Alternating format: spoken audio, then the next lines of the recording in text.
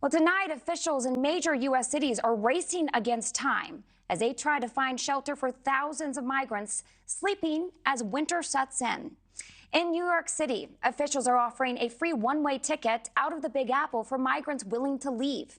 In Chicago, lawmakers are struggling to house both migrants and the existing homeless population.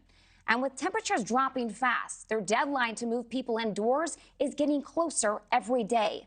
Emily Finn is in Chicago, where migrants and locals are waiting for a more permanent solution tonight. Emily.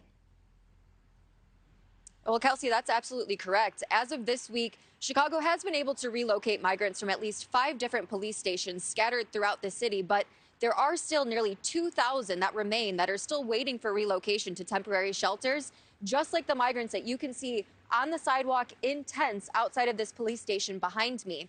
As you mentioned, Kelsey, the temperatures here in the Windy City are dropping as the notoriously cold Chicago winter fast approaches. These families, who, by the way, they're not illegal.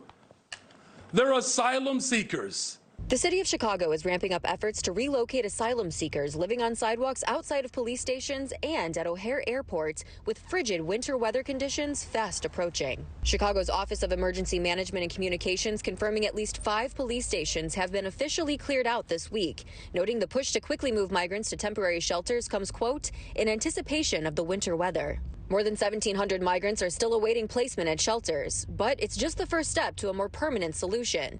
Chicago Mayor Brandon Johnson is pledging to move forward with a plan to build winterized base camps, which can house up to 2,000 asylum seekers, yet multiple locations are still under consideration. The plan has already drummed up concern among Chicago residents,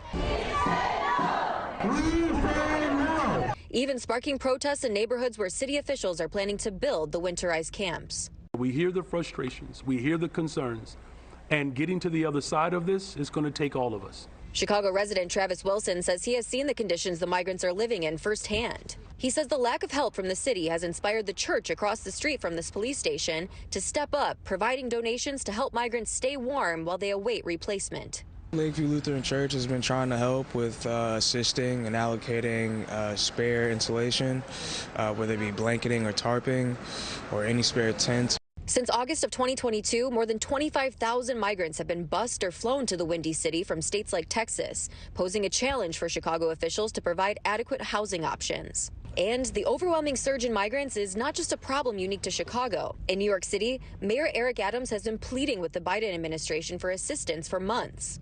The city is now housing more than 65,000 migrants, something he says is a drain on the Big Apple's resources. This is probably one of the most painful exercises I've gone through. It's going to be extremely painful for New Yorkers, and that is why we continue to say we need help. And Kelsey, here in Chicago, Mayor Brandon Johnson has indicated plans to move the migrants from the temporary shelters to these winterized base camps starting in January. So a lot of progress left to be made in just a few short weeks. And something else important to note, the food pantries here in Chicago have been reporting an increase in demand from the migrants. So it's just another example that shows that the migrants really are depending on donations in order to get by. The workers at the food pantries say that they don't believe that the migrants are getting enough food and they don't have access to healthy options. Kelsey. Emily Finn, live for us in Chicago this evening. Thank you. Thank you for watching. Go to newsnationnow.com to find News Nation on your television provider. And don't forget to click the red subscribe button below to get more of News Nation's fact-driven, unbiased coverage.